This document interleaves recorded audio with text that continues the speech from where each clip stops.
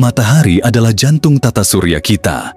Tanpa sinarnya, bumi tidak hanya akan kehilangan terang, tetapi juga sumber panas yang membuat kehidupan mungkin terjadi. Namun, apa yang akan benar-benar terjadi jika matahari mati? Bagaimana reaksi bumi, manusia, dan ekosistem? Dalam skenario ini, kita akan mengikuti perjalanan waktu dari detik pertama hingga ribuan tahun setelahnya, mengeksplorasi dampak dan perjuangan manusia untuk bertahan hidup.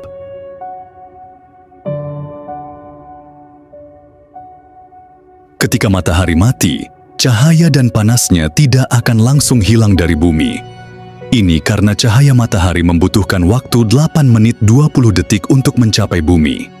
Dalam waktu itu, kehidupan masih akan terasa normal. Meskipun tanpa kita sadari, peristiwa besar telah terjadi. Langit berubah. Setelah 8 menit, langit siang akan langsung berubah menjadi malam. Bulan yang memantulkan cahaya matahari juga akan hilang dari pandangan, menjadikan langit gelap total.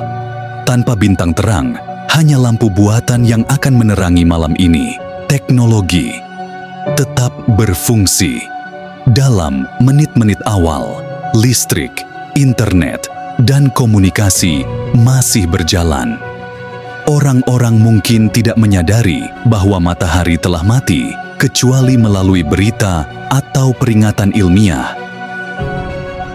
Namun, para astronom dan ilmuwan akan segera mengetahui kejadiannya melalui observasi langsung dari teleskop, menyadari bahwa peradaban berada di ambang krisis.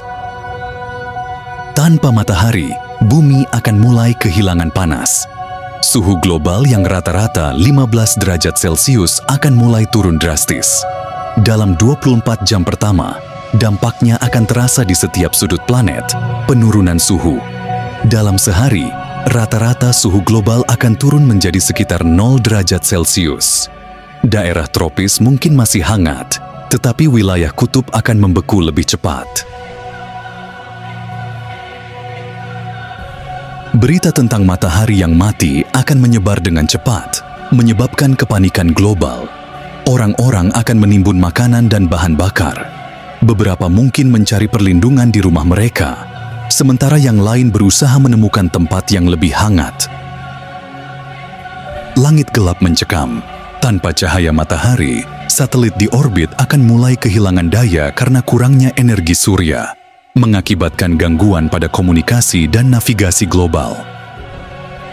Dalam fase ini, umat manusia mulai menyadari bahwa situasi ini bukan sementara. Para ilmuwan mulai memberitahu masyarakat bahwa tanpa tindakan segera, kehidupan di bumi akan berakhir. Seiring waktu, penurunan suhu semakin cepat, dan dampaknya pada ekosistem menjadi semakin nyata. Kehidupan lautan. Lautan akan mulai membeku di permukaan, tetapi air di bawahnya mungkin tetap cair selama beberapa bulan karena panas dari inti bumi. Kehidupan laut di sekitar ventilasi panas bumi mungkin masih bertahan sementara waktu. Manusia akan mulai mengungsi ke daerah-daerah yang lebih hangat atau mencari perlindungan bawah tanah. Pemerintah mungkin mulai membangun kota-kota darurat dengan pemanas bertenaga nuklir. Namun, persaingan untuk mendapatkan sumber daya akan memicu konflik besar. Ilmuwan mungkin memprediksi bahwa dalam beberapa bulan, hampir semua kehidupan di permukaan bumi akan musnah, kecuali tindakan drastis diambil. Setelah 1 tahun, bumi akan menjadi dunia yang sangat berbeda. Permukaan membeku total. Lautan akan sepenuhnya membeku hingga beberapa meter di permukaan, meninggalkan hanya sedikit sisa kehidupan di dasar laut yang hangat. Suhu rata-rata global akan mencapai minus 70 derajat Celcius, cukup dingin untuk membekukan atmosfer. Gas seperti nitrogen dan oksigen akan mulai mengembun dan membeku, menciptakan lapisan es cair di permukaan.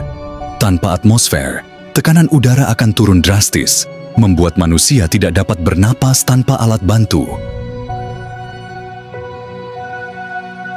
Manusia yang bertahan. Kelompok kecil manusia mungkin berhasil bertahan di fasilitas bawah tanah dengan pemanas dari reaktor nuklir atau sumber panas bumi. Mereka akan mengandalkan makanan kalengan dan teknologi canggih untuk mempertahankan hidup. Pada titik ini, bumi telah kehilangan hampir semua ciri kehidupan di permukaannya, menjadi bola es yang sunyi. Jika manusia berhasil bertahan, mereka harus menghadapi tantangan jangka panjang.